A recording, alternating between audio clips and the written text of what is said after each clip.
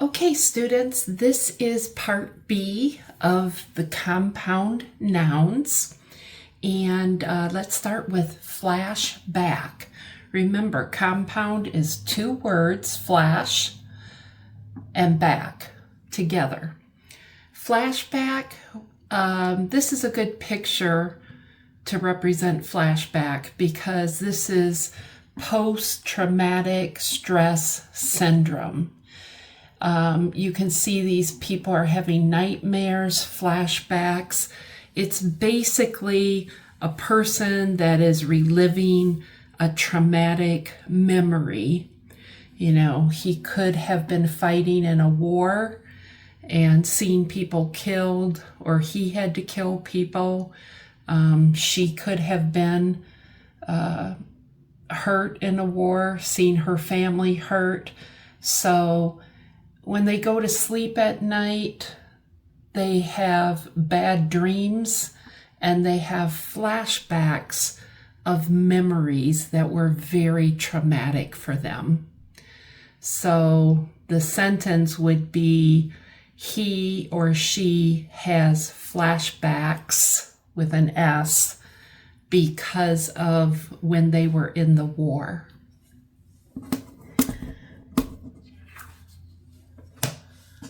Okay, the next one, I'm sure you have all heard of forecast. So on TV, the news person, whether it be a man or a woman, will give you the forecast for the week. Okay, so this is today through Wednesday, what the temperatures are going to be every day. Some people believe the forecast and some people don't. And if you live in Nebraska, oh my goodness, one day might be sunny like spring and the next day might be snowy like winter. The next one is lifespan. Lifespan. Percentage increase in life expectancy from birth. This is interesting because it goes by every state in the United States. And if we look where Ms. Christine lives, Nebraska, the lifespan has increased 3.3%. Versus New York, the lifespan has increased 7.8%. California, 6.6%. So those people are living longer. And let's see, Oklahoma, the southern states are much less. So this is how long you live. When we talk about animals, the dog's lifespan is usually 10 to 13 years. And if you relate that to people years, it's usually age 60 to 74. So we say the lifespan of a dog or the lifespan of a person. Sometimes in other countries, the lifespan is much longer because they eat healthier than we do. Not as much McDonald's. Nightmare. This is a bad dream. He's dreaming of a ghost. And this boy sees a hand. And so they are having a bad nightmare.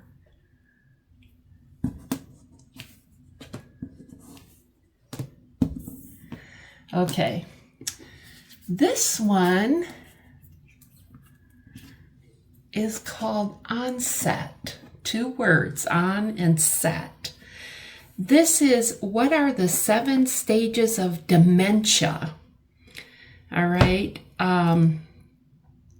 The onset is the beginning of something that is very unpleasant.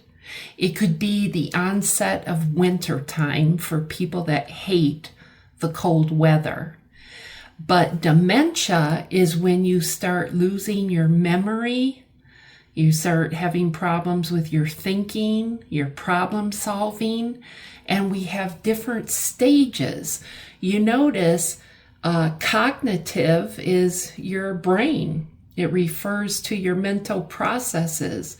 There's no decline. Decline, the word decline means to go down. So your memory is getting worse.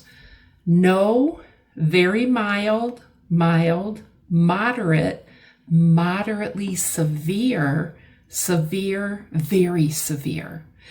Okay, now mild is, mild might mean that you're looking for your glasses and they're on your head. Or you're looking for your keys and you left them in the car. As we age, even Ms. Christine forgets things much easier than I used to. Okay, so that's mild. But if I get down to number 5, moderately severe, that can be dangerous. You know, your problem solving skills, maybe you're cooking and you forget to turn off the stove, or you're taking a walk and you forget where your house is. Then we say she or he has the onset of dementia. It means they have the beginning stages of dementia, the onset of cognitive decline. Decline means they're going down, they're getting worse, and probably will end up either their children taking care of them or they go to a nursing home, which is really sad. The next one is stargazing or stargaze. And this just means looking at the stars. Okay, these 3 people, they're stargazing. If they're doing it right now, it's the ing. Their gaze, when you take away star, gaze is to look. So what are they looking at? They're looking at the stars at night.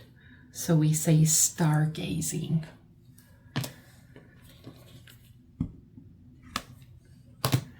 Okay, so we have waistline, and what this is, it's a compound noun. We might say, it says, reduce your waistline. This shows 70% of the people are overweight. 32 are obese. Okay, we should be eating healthier food instead of pizza and McDonald's. Now, how can I use this in a phrase? If you say, let's go get spaghetti, you know, and let's have dessert, let's have ice cream. And I might say, no, I am watching my waistline. If I say, no, I am watching my waistline, that means it's an imaginary line around the midsection, and I do not want to grow it bigger. Okay, so I'm watching my waistline, the narrowest part of the waist. Reduce your waistline.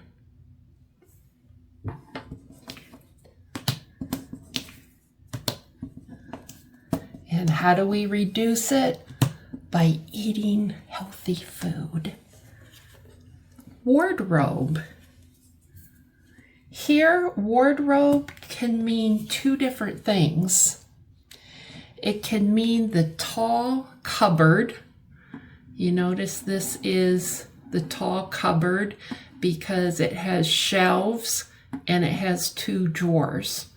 So that can be called the wardrobe, which is a noun thing. Or it can represent all the clothes in your closet. So how do we say it in a sentence?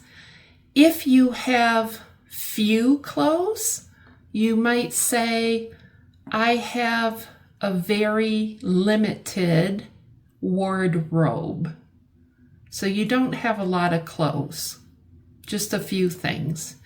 If you have many things in your closet, you might say, I have an extensive wardrobe, which means you have a lot of clothes. Okay? And then the last one we need to talk about is what we call in-laws. Okay? In-laws will always have to have a hyphen, but it's a compound noun. Now, let's just say that you might say, my in-laws are coming for Thanksgiving. My in-laws are coming for Christmas this year. We'll put up mother and father. Let's say that the mother and father had a son. He is married to her. This is her mother and her father. Okay? This is his mom, but this is his mother-in-law. This is his father-in-law. It's not his father, father-in-law.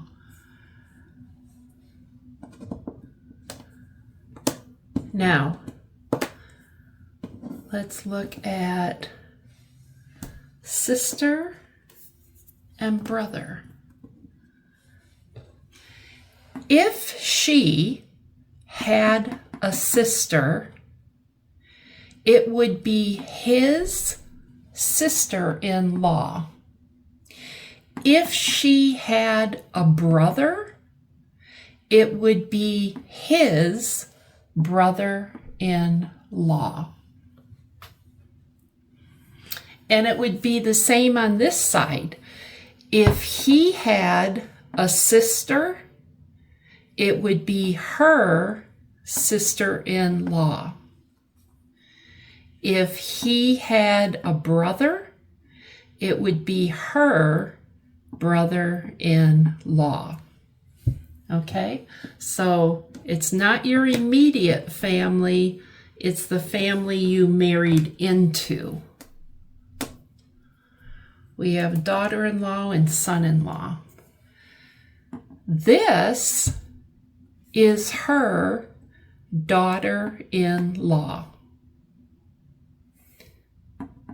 This is their son-in-law. Okay? So this is their daughter, this is their son-in-law.